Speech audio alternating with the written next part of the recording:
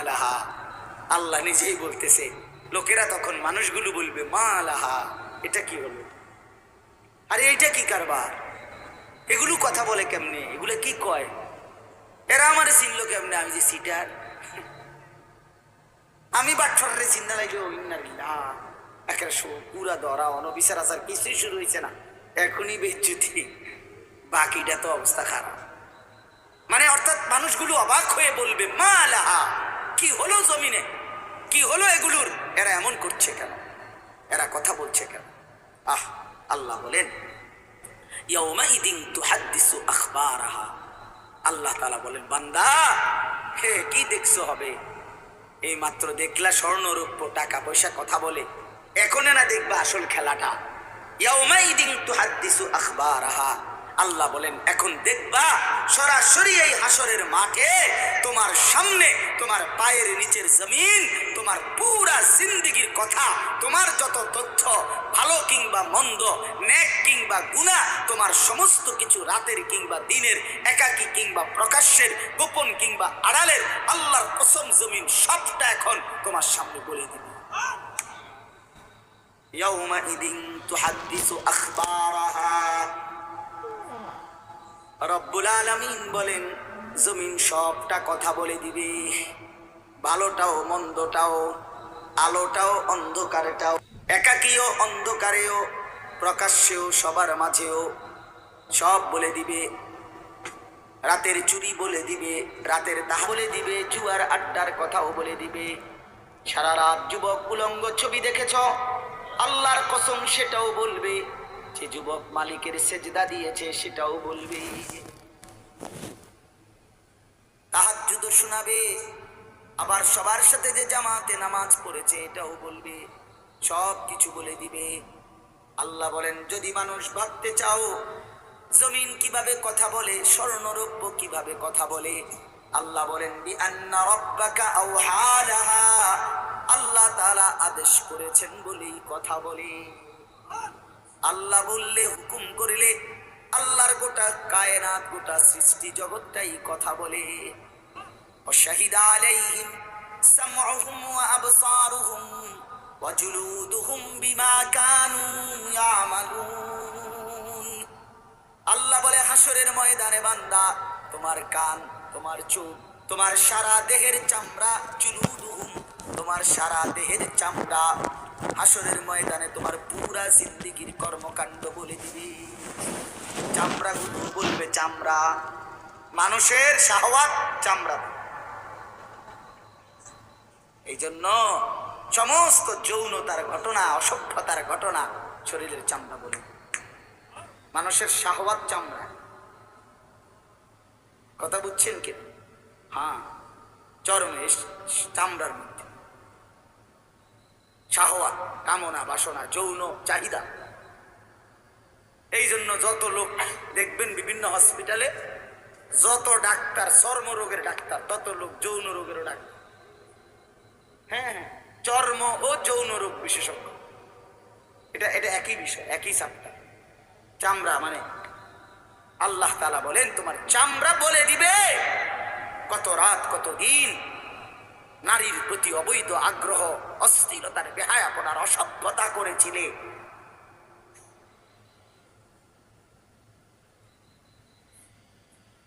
হায় হায়। এজন্য নওজোয়ান ছেলে তোমরা সবাই ভাই কষ্ট করে বসো, যে যে পাশে দাঁড়িয়ে আছো আল্লাহর ওয়াস্তে বসো, কষ্ট হলেও বসো ভাই, বসে শুনলে বরকত হবে। মোবাইলটা হাতের যাদের, এটা বন্ধ করে দাও।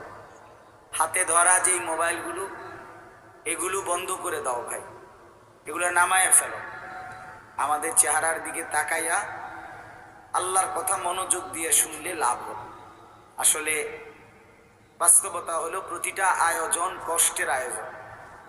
এক একটা মাহফিলের মধ্যে অনেক মেহনত করতে হয়। 2 টাকা, 10 টাকা, 20 টাকা, 50 টাকা একত্র করেই এরপরে একটা মাহফিল। এক মুঠে কেউ টাকা দেয় না, অনেক জনের কাছ থেকে বারবার গিয়ে কষ্ট করে নিয়ে সবাই মিলে মিশে একটা মাহফিল, প্যান্ডেল, মাইক, পোস্টার, হ্যান্ডবিল, বক্তা দাওয়াত দেওয়া, ঠিক মতো আসা, মেহমানদারি, আপ্যায়ন সব মিলাইয়া অনেক কিছু, অনেক কাজ থাকে, অনেক পেরেশান। আমার মাদ্রাসায় আগামী 14ই ডিসেম্বর মাহফিল। তো গত 1 মাস থেকেই এই পরিকল্পনায়, এটা হবে কোথায়, ওইটা হবে কোথায়, বক্তা বসবে কোথায়, শ্রোতা বসবে কোথায়, প্যান্ডেল হইলে কোন দিক দিয়া, এই কত কিছু যে লিখছি আমরা, তা এতে বোঝা যায় যে অনেক কিছু। এই সবটুকু কষ্ট করে যদি শুধু কেবল আসলাম আর গেলাম, কিছুই শুনলাম না, বুঝলাম না, কিছু গ্রহণ করলাম না, কি লাভ হলো ভাই? এই কষ্টের এই ইন্তেজামের মধ্যে ফায়দা কি? এই জুয়েল ওর কথা বারবার আমার কাছে বলছে, মাঝখানে আমি গত বছরে খুব সম্ভব ডেট দিতে পারি না, তো আবদার ছিল, আমি এবছর বলছিলাম যে ডেট মিলাই দেব, তো দেওয়া হয়েছে। আসলে সবাইরই ব্যস্ততা, সবাই কষ্ট করেই ইন্তজাম করতে হয়েছে। এই জন্য আমি অনুরোধ করি সবাই, আমরা ছেলেরা তোমরাও ভাই বসো, ভাই ওই ছেলে বসো না বাবা, এনে বসো, বসো, এই ছেলেরা তোমরাও বসো ভাই, যে কদ্দূরে শুনো, অসুবিধা নাই, যতক্ষণই শুনো। ফ্যান যদি বেশি সিফা হয় তো সোজাই আসো, বসো না, অনেকের ফ্যানটে সমস্যা, এটা এত সিফা যে গোলামের প্যান্ট ফিন্দাই দিছে, এই জন্য এটা দিয়ে বসতে পারে। এটা জানুন না? না, এটা ঐতিহাসিক তথ্য, মানে দুষ্টামি না। যাদের প্যান্ট সিফা, এটা হলো গোলামের পোশাক, মানে কৃতদাসের পোশাক। হ্যাঁ, এটা হলো আফ্রিকান, যাদেরকে দিয়ে পৃথিবীতে কৃতদাসের কাজ করাইতো, অর্থাৎ এই ভেড়া, বকরি, উট, দুম্বা, এগুলো লালন পালনের কাজ করাইতো। তো তাদেরকে এরকম সিফা প্যান্ট ফিল, মানে টাইট, কেন? যাতে বসতে না পারে। হ্যাঁ সত্যি, এটা ঐতিহাসিক কথা, যাতে বসতে না পারে, কাজে যাতে ফাঁকি দিতে না পারে, এই জন্য এদেরকে এই চিফা প্যান্ট এটা পরায় গেছে। নাহলে এটা কোনোভাবেই সুস্থ স্বাভাবিক কোনো মানুষের পোশাক না। সামান্যতম সুস্থতা আছে যার ভিতরে, সে এত টাইট এটা পরে কিভাবে? বেচারা হাঁটে কেমনে, বসে কেমনে, পেশাব পায়খানার জরুরত আছে মানুষের, তাইলে এটা পড়া মানে দাঁড়াইয়া প্রস্রাব করা ছাড়া তো অন্য কোনো সিস্টেম না, নাহলে এটা সে কিভাবে বুঝবে? তাইলে এত কষ্ট করে মানুষের পোশাক আল্লাহ তাআলা নাজিল করেছেন। ইয়া বনি আদমা কাদ আনজালনা আলাইকুম লিবাসান, কোরআন শরীফে আছে। আল্লাহ বলেন, হে বনি আদম, আমি আল্লাহই তোমাদের উপরে পোশাক নাজিল করেছি। পোশাক আল্লাহর দেওয়া। এই যে মানুষ পোশাক পরার এই অনুভূতি, এটা আল্লাহর দেওয়া। আদম আলাইহিস সালামকে আল্লাহ তাআলা সৃষ্টি করে পোশাক ছাড়া পেশ করে নাই ফেরেশতাদের সামনে। কি মনে হয় আপনার? খোলামেলা, বুঝছেন না কথাটা? তো ওনার গায়ে কি ছিল? পোশাক ছিল। তো আল্লাহ তাআলা যখন থেকে আদমকে সৃষ্টি করলেন, তখন থেকে আদমের গায়ে পোশাকও দিল, সেই থেকেই পোশাক। ইউয়ারি সাওআতিকুম ওয়ারিশা, এটা স্পষ্ট। আল্লাহ বলছে দুইটা উদ্দেশ্যে পোশাক দিলাম। এক, এটা তোমাদের লজ্জা ঢেকে দিবে, আর ওয়ারিশা, এটা তোমাদের সৌন্দর্যের উপকরণ হবে। তাহলে এটার মধ্যে একটা আর্ট আছে, সৌন্দর্য আছে, এটা লজ্জা ঢাকবে। এখন যদি লজ্জাই না ঢাকে, এটা যদি সতরই না ঢাকে, তো এটা হলো কি? আল্লামা তকি উসমানী দামাত বারাকাতুহুমুল আলিয়া হযরত বলছেন যে কোনো মানুষের, পুরুষের সতর কোমর থেকে নিয়ে, নাভি থেকে নিয়ে হাঁটু, এটুকু জায়গা এভাবে ঢাকতে হবে। একে তো মোটা হইতে হবে কাপড়, যাতে করে পাতলার কারণে চামড়া দেখা না যায়। আরেকটা হলো এতটুকু ঢিলে ঢালা হইতে হবে, যাতে করে এতটা টাইট হইয়া না লাগে, যেন অঙ্গ প্রত্যঙ্গ, রান, পিছনের অংশ কার কেমন এটা বোঝা না যায়, স্বাভাবিক যেন ঢিলে ঢালা। নাই তো এটা কি হয় না, পোশাক হয়। একবারে শরীর সাইজ কাইটা কাইটা বানানো, এটা কোনোভাবেই সৌন্দর্য না। এই জন্য এটা একটা গুরুত্বপূর্ণ বিষয়। এটা বলে অনেক সময় অনেককে দেখি, এই বেচারা আমাদের সাথেও কোনো সময় দেখা করতে আসলে মাদ্রাসায়, মনে করেন মাহফিলে দাওয়াত দিতে আসছে অথবা এমনি দেখা করতে, তো আমাদের তো নিচে বসতে হয়, চেয়ার টেবিল নাই, তো এই নিচে বসতে কইলে আর বই তারা পেডারে টানতে টানতে ফ্যান যান শেষ। বেচারা নিজেও কষ্টে প্যারেশানিতে পড়ে, আমরাও প্যারেশানিতে। এই জন্য স্বাভাবিক ঢিলে ঢালা পোশাক পরা উচিত, একটু যেন করে চলতে ফিরতে আরাম। ভাই তোমরা বসতে না, তোরা এখান চলে যাও, বেটা অপদার্থ কোথাকার, যাও এখান থেকে বেটা, হ্যাঁ যাও, তোমার মতো দু চারজন শ্রোতা না হলে কি ফালতু কোথায়। এতবার বললাম এটা বসতে ক্ষতি কি? আল্লাহর কথা বসে শুনতে হয়। এটা এতবার একটা কথা বলতেছি, এটা যদি গুরুত্ব না হয় তো এটা কি হলো বলেন? আল্লাহর কথা বসে শুনতে হয়, এটা তো একটা সার্কাস না, কি বলেন? এটা কি একটা সার্কাস? তাইলে কোরআন শরীফে আছে এটা। মুসা আলাইহিস সালামকে আল্লাহ তাআলা তুর পাহাড়ে জুতা খুলতে বললেন কেন? জুতা খুলে বসবার জন্য। আল্লাহর কথা বসে শুনতে হয়, জুতা খুলে শুনতে হয়, তাইলে নিজের মধ্যে পরিবর্তন আসে। আদব ছাড়া এলেম হয়। কোরআন সুন্নাহর যে জ্ঞান, এই জ্ঞানের জন্য আদব জরুরি, অন্য পড়ার জন্য এটা এতটা জরুরি। বাংলা, অঙ্ক, ইংরেজি, পদার্থ, জীববিজ্ঞান পড়ার জন্য পেশাব করে ফানি লন লাগে না, বুঝেন না? দাঁড়াইয়া বসুক, বসে পড়ুক, বসে পেশাব করুক, এতে কোনো অসুবিধা নেই। কিন্তু আল্লাহর কোরআন পড়বার জন্য, রাসূলুল্লাহ সাল্লাল্লাহু আলাইহি সাল্লামের সুন্নাহ পড়বার জন্য প্রস্রাব করে ঢিলা নিতে হয়, টয়লেট পেপার ব্যবহার করতে হয়, পানি ব্যবহার করতে হয়, পবিত্র হইতে হয়। হ্যাঁ আসো আব্দুর রহমান, তুমি এনে হও, না না না এখানে আসো। তো এই জন্য এটা জরুরি বিষয়। আমাদের কোরআন এবং সুন্নাহর এলেমের জন্য আপনার আদব জরুরি, আখলাক জরুরি, তাহারাত জরুরি। এই যে এখন এখানে একটা, এটা আপনাদের এটা শুধু একটা মহরানা, বরং এখানেও তো কোরআন সুন্নাহর ইলম বলার জন্যই উলামায়ে কেরাম আপনাদেরকে বসাইছে, ঠিক না? তো তাইলে আদব জরুরি। মাওলানা ইয়াহিয়া বয়ান করতেছিলেন, হ্যাঁ আল্লাহ তাআলা, আমি যেটুকু আইসা মাত্র শুনলাম, আল্লাহ তাআলা হাসরের ময়দানে এক কদম পাও বাড়াইতে দিবেন, জিন্দেগির প্রতি ইঞ্চির হিসাব হবে। আন উমরিহি ফীমা আফনাহু, পুরা হায়াত বান্দা কোথায় ব্যয় করেছো বলো আমাকে, আমার দেওয়া হায়াত। ওয়া আন শাবাবিহি ফীমা আবলাহু, শুধু যৌবনটা কোথায় ব্যয় করেছো সেটা আমাকে আলাদা বলো। ওয়া আন মালিহি মিন আইনা ইকতাসাবাহু ওয়া ফীমা আনফাকাহু, প্রতিটি টাকার ব্যাপারে হিসাব দাও দুইটা। এক, টাকাটা কামাই করছো কেমনে, ব্যয় করেছো কোথায়।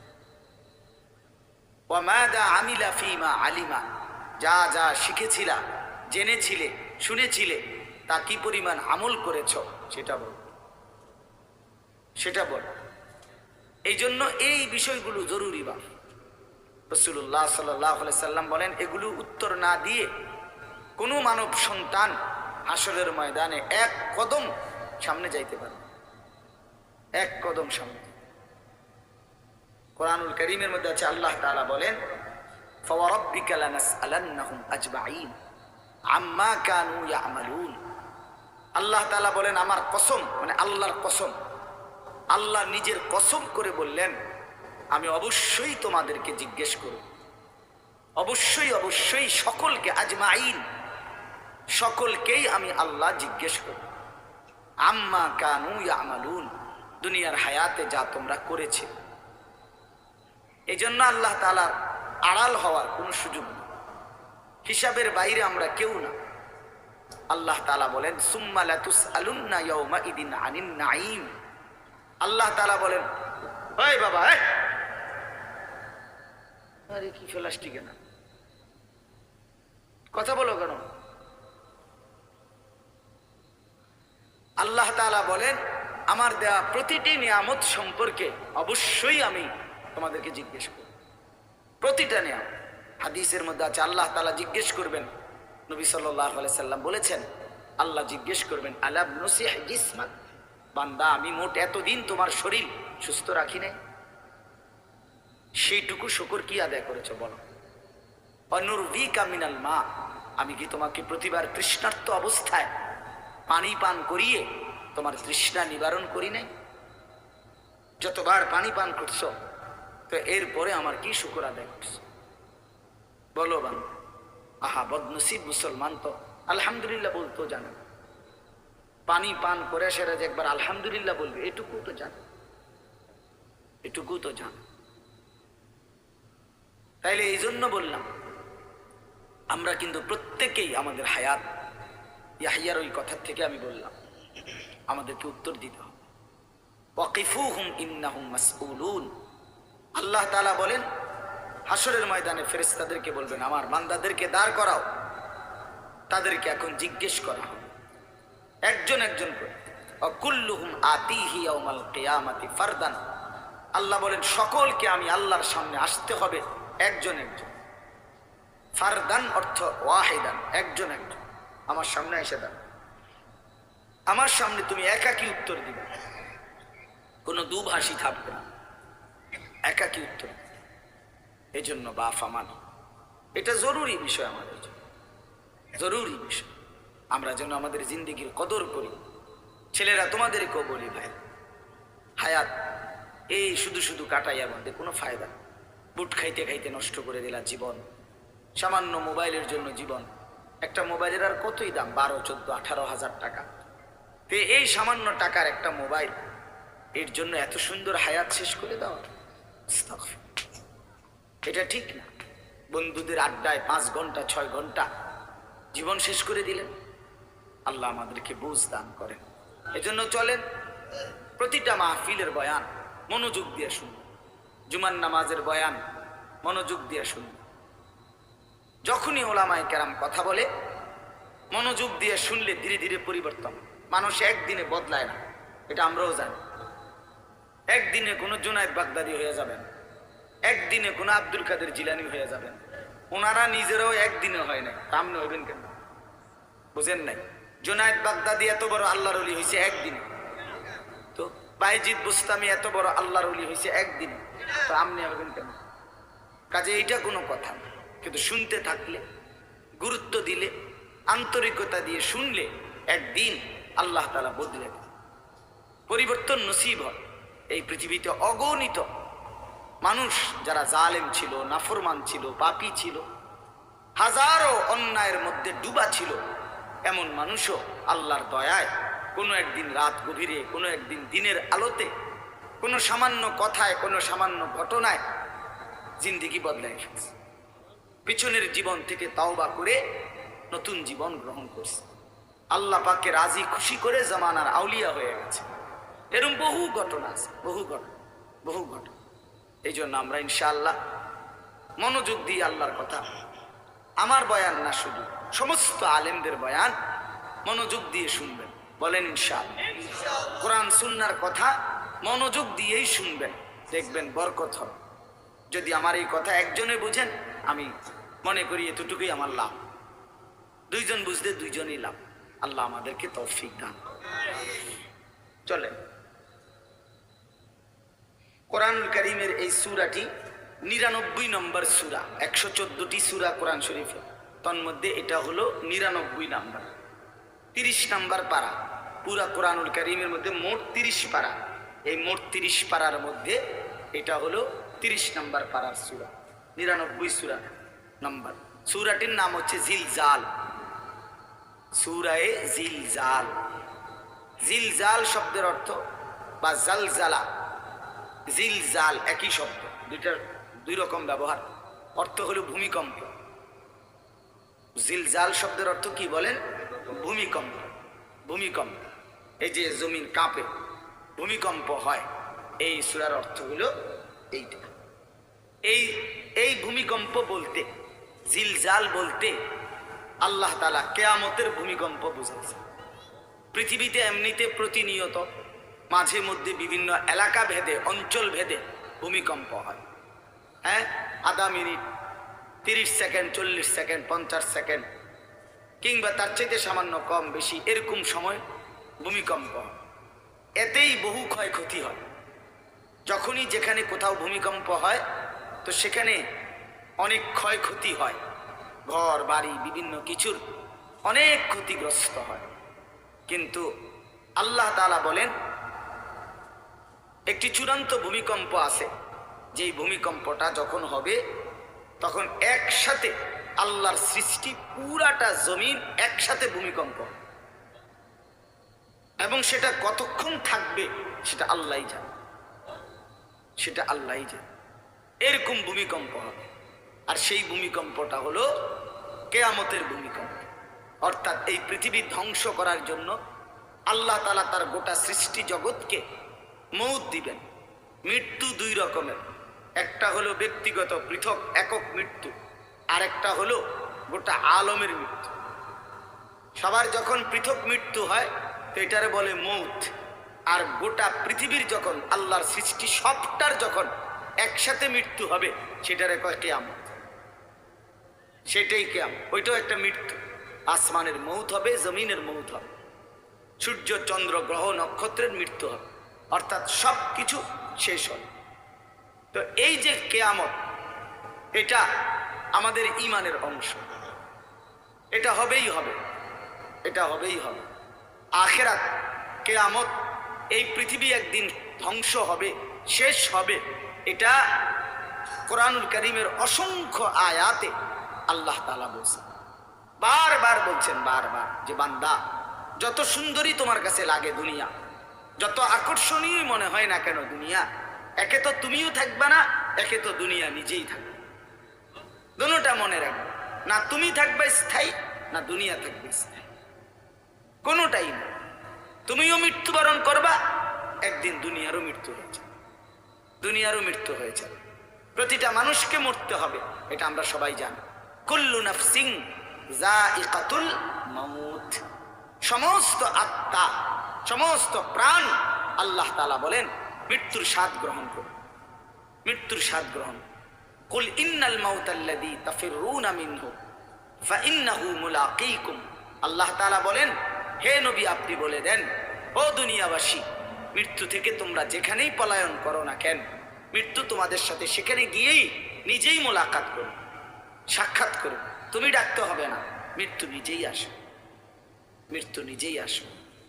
আইনামা তাকুনু ইউদরিকুমুল মাউতু ওয়ালাউ কুনতুম ফি বুরুজিম মুশাইয়াদা, আল্লাহ বলে তুমি যদি এমন একটা বিল্ডিং বানাও, ঘর বানাও, যে ঘরটা অনেক উঁচা, যে ঘরটার উপর দিয়া কেউ ভিতরে ঢুকতে পারবে না, যে ঘরটার মধ্যে একটা ছিদ্র নাই, একদম আটকানো, তো এরকম একটা ছিদ্রবিহীন সুউচ্চ ঘরও যদি তুমি বানিয়ে তার ভেতরেও তুমি আশ্রয় নাও, তো ইউদরিকুমুল মাউতু, মৃত্যু তোমার সেখানেই পৌঁছবে,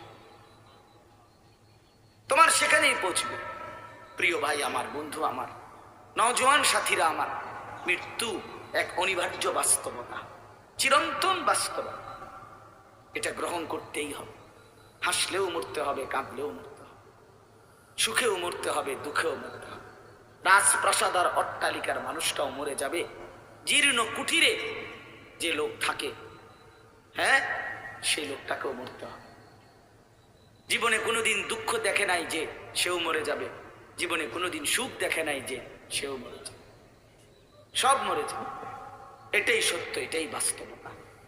অতএব মৃত্যু এক অনিবার্য বাস্তবতা, এটা গ্রহণ করতেই হবে। এটা যদি আমরা মনে রাখি আমাদের জীবন অনেক সুন্দর হইত, অনেক সুন্দর হইত। রাসূলুল্লাহ সাল্লাল্লাহু আলাইহি ওয়াসাল্লাম বলছেন, আকসিরু যিকরা হাদিমিল লাযযাত ইয়ানি আল মাউত, আল্লাহর নবী বলেন আমার উম্মত তোমরা বেশি বেশি ওই জিনিসটা স্মরণ করো যে জিনিস তোমাদের সমস্ত স্বাদ, আনন্দ, আহ্লাদ চিরতরে মিটায়, তোমারে চিরস্তব্ধ করে দিবে। জলজ্জান্ত মানুষটা আমাদের সামনে হাঁটতো, চলতো, উঠতো, বসতো, ঘুরতো, ফিরতো, হ্যাঁ, সেই মানুষটা মনে করেন আমার চোখের সামনে নাই, তার লাশ আমার সামনে, আহা সেই লোকটা স্তব্ধ। পৃথিবীর কত মানুষ কত আওয়াজ করতেছে, কত শোরগোল করতেছে, কিন্তু এই লোকটা হাতও নাড়ে না, পাও নাড়ে না, চোখও মেলে না, আর কিছুই করে না। এ কি আশ্চর্য বিষয়! চোখের সামনের এই মানুষটা নাই, কি হলো তার? কে তারে থামাই দিল? কে তারে স্তব্ধ করে? এ তো আমার মতো ঘুরতো ফিরতো হাঁটতো। আহ, আমার আব্বারে আমি কত দেখছি, একদিন আমার আব্বা চলে গেল। আমার দাদারে আমি কত দেখছি, আমার দাদা একদিন চলে গেল। আমার জ্যাঠারে আমি দেখে আসছি, দোয়া করে আসছি, ফুঁ দিয়ে আসছি। এক সপ্তাহ পরে জ্যাঠা ইন্তেকাল করলেন। আবার এক সপ্তাহ পরে আমি গিয়া জ্যাঠার জানাজা পড়াইছি। এই তো বাস্তবতা। যুবক ভাই, তুমিও মনে রাখো, বয়স্ক বাবা আপনিও মনে রাখেন। হাসান বসরি রহমতুল্লাহ আলাইহি একজন বড় বুজুর্গ ছিলেন। উনি বলতেন, তিনি যখন কোনো যুবককে দেখতেন আর বয়স্ক দেখতেন, তো তিনি যুবকদেরকে বলতেন, ইয়া মাশারাশ শাবাব ইন্না যারআ কাদ তুদরিকুল আহাতু ক্বাবলা আন ইয়াবলুগা। তিনি উপদেশ দিতেন, হে যুবকগণ শোনো, সব ফুল, সব ফল, সব গাছ চারা পরিপক্ক পাকা পর্যন্ত পৌঁছায় না, তার আগেই অগণিত ফুল, অগণিত ফল, অগণিত চারা গাছ ঝরে ঝরে। এটা উনি মনে করাইতেন মৃত্যুর কথা। উনি এটা বুঝাইতেন, যুবক তুমি দেখো, একটা আম গাছের মধ্যে যতগুলো মুকুল ধরছে ফুল, সবগুলো আম হয় না। যতগুলো আম ধরছিল ছোট ছোট, সবগুলো বড় পাকা পর্যন্ত যায় না, তার আগেই ঝরে যায়। ঝরেই যায় বেশি, থাইকা যায় অল্প। তার মানে যুবক, কিশোর, তরুণ এই বয়সেই মৃত্যু হয় বেশি, বৃদ্ধ পর্যন্ত পৌঁছে কম। পুরা বাড়িতে অনেক সময় এমন হয় একজনও বয়স্ক লোক নেই, একজনও নেই। আমার ঘর, আমার বাপ চাচাদের যে ঘর, সেখানে আপনার এখন আমার চাচাতো ভাই, জ্যাঠাতো ভাই, আমার ভাই বেরাদর সব মিলাইয়া আমাদের ছেলে পেলে ভাই ভাতিজা মিলে না হয়তো 60-70 জন আছি আমরা, কিন্তু আমাদের একজনও বয়স্ক লোক নাই। আমার দাদাও নাই, দাদিও নাই, জ্যাঠাও নাই, চাচাও নাই, আমার আব্বাও নাই, কেউ নেই। তাইলে কেন এমন হলো? তাহলে বোঝা গেল অধিকাংশই ঝরে যায়, কবরে চলে যায়, মৃত্যু হয়ে যায়।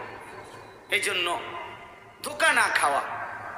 আরেকটা হলো, বয়স্ক লোককে দেখলে উনি বলতেন, হাসান বসরি রহমতুল্লাহ আলাইহি, ইয়া মাশারা শুয়ুখ, হে বৃদ্ধগণ। উনি তাদেরকে জিজ্ঞাসা করতেন যে মা ইউনতাজারু বিসসারআই ইযা বালাগা, যখন কোনো ফসল পাইকা যায় তখন আর বাকি থাকে কি? কি বাকি থাকে? কাটা। কথা বলে না, কি বাকি থাকে? ক্বালু আল হাসাদ, বা কাটাটা বাকি থাকে, পাইকা তো গেছে। তার মানে আপনারা পাইকা তো গেছেন, বয়স তো হয়েই গেছে, আর শুধু মৃত্যুটা বাকি, আর শুধু মৃত্যুটা বাকি। তাইলে যুবককে বলতেন, তুমি ভেবো না তুমি বৃদ্ধ হবা, কারণ অসংখ্য ফুল তো আগেই ঝরে যায়, অসংখ্য ফল তো আগেই ঝরে যায়, অসংখ্য গাছ তো আগেই ঝরে যায়। আবার বৃদ্ধকে বলতেন যে আপনার তো আর কিছুই বাকি নাই, আপনি তো পাইকেই গেছেন, এখন শুধু কাটা, কবর, মৃত্যু ছাড়া আর বাকিটা কি? তাহলে মৃত্যু ভুলে না যাওয়া, মউত ভুলে না যাওয়া। রাসূলুল্লাহ সাল্লাল্লাহু আলাইহি ওয়াসাল্লাম বলেন, কাফা বিল মাউতি ওয়াইজান। নবীজি বলেন, কোনো মানুষ যদি মৃত্যুর কথা স্মরণ করে, তার ওয়াজের জন্য, নসিহতের জন্য এটাই যথেষ্ট, এটাই যথেষ্ট। আমরা কিতাবে পড়ছি, হযরত ওমর রাদিয়াল্লাহু তাআলা আনহু, এত বড় সাহাবী, উনি বলতেন, কুল্লা ইয়াউমিন ইউকালু মাতা ফুলান মাতা ফুলান ওয়ালা বুদ্দা মিন ইয়াউমিন ইউকালু মাতা উমর। তিনি বলতেন, হায় শোনো, প্রতিদিন ঘোষণা হয় আজ অমুকের মৃত্যু হলো, অমুকের মৃত্যু হলো, অমুকের মৃত্যু হলো। অচিরেই একদিন ঘোষণা হবে আজ ওমরের মৃত্যু, আজ ওমরের মৃত্যু হলো। উনি বলেন, এই ঘোষণা শুনবে খুব দ্রুত একদিন। এই জন্য বাপ, এই আমাদের ব্যক্তিগতভাবে প্রতিনিয়ত মৃত্যু হচ্ছে, ঠিক এভাবে আমরা তো মরছি, একদিন এই গোটা আলমের মৃত্যু হবে। এই গোটা সৃষ্টিটাই আল্লাহ তাআলা গোটায় ফেলে। আচ্ছা, কি আশ্চর্য কথা, এটা কি অবাক করা। এক মিনিট যদি কেউ বিবেক দিয়া ভাবে, যারে বলে কি হুজুর, বলেন কি, এত বড় আসমান ভেঙে যাবে, এই সূর্য খসে পড়বে, চাঁদ খসে পড়বে। আল্লাহ তাআলা বলছে ইযা সামাউন ফাতারাত, আসমান ভেঙে যাবে।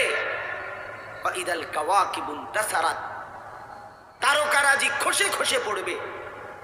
ইযা শামসু কুব্বিরাত ওয়া ইদাল কাওয়াকিবুন তাসারাত।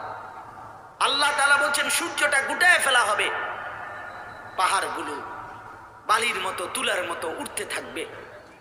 ইদা রাজ্জাতিল আরদু রাজ্জা, এই জমিনের মাটিগুলো রেজা রেজা পাউডার পাউডার হয়ে যাবে। বা ইদাল বিহারু ফুজ্জিরাত, সমুদ্র খাল বিল নদীর পানিগুলো সব টকবগে উতরাইয়া গরম হইয়া বাষ্পের মতো উড়ে যাবে। না কোথাও পানি থাকবে, না কোথাও গাছ থাকবে, না আসমান থাকবে, না জমিন থাকবে, কিছু। আচ্ছা, এটা কেমন কথা, এটা কেমন আশ্চর্য বিষয়। এই গোটা আলমের মৃত্যু হবে। আল্লাহ তাআলা কোরআন কারীমে বিশ্বাস করেন, অসংখ্যবার এই কথা এটা বলছে, এটা হবেই হবে। ইদা ওয়াকাতিল ওয়াকিআ, আল্লাহ বলেন এই ঘটনাটা ঘটবে। লাইসা লি ওয়াকাতিহা কাযিবা, এই ঘটনা মিথ্যা মনে করার মতো কেহ নাই। যেদিন ঘটে যাবে তখন আর কারো কোনো মিথ্যাবাদী আর থাকবে না, অর্থাৎ কেউ আর অস্বীকার করার সুযোগ হবে না। চোখের সামনে, চোখের সামনে কোরআন শরীফে একটা সূরা আছে, সূরা হজ।